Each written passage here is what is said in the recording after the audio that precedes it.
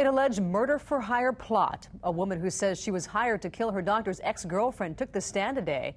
But so did Dr. Dennis Ayon, who says it's nothing more than a fabrication by a jealous woman.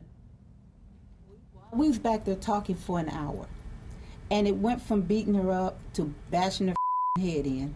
I wanting her dead.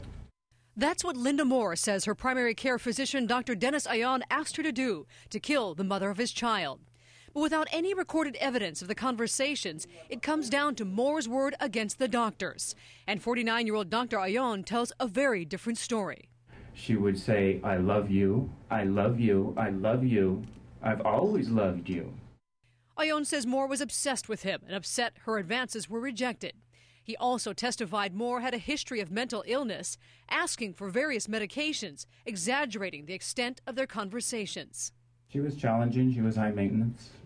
We've had a relationship, and he harassed me, and he offered me money.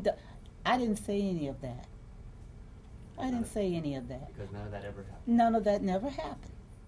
But what she said did happen. In November 2010, she says Ayon confided in her, told her about problems between him and his ex and the custody of their son. That's when prosecutors say Ayon asked Moore to murder his ex. Again, that's not my recollection, Mr. Dockwell. Moore says she thought it was a joke, but told Ayon's ex anyway, an exchange that ended in Ayon's arrest. Ayon's final words on the stand about that custody battle with his ex. He said he saw his son 4 days, 3 nights a week, an agreement he called a good thing, not a source of stress that Moore says contributed to a plot to kill. I didn't want to get involved in this, but then when he said that if I didn't do it, he knew a lot of people that would.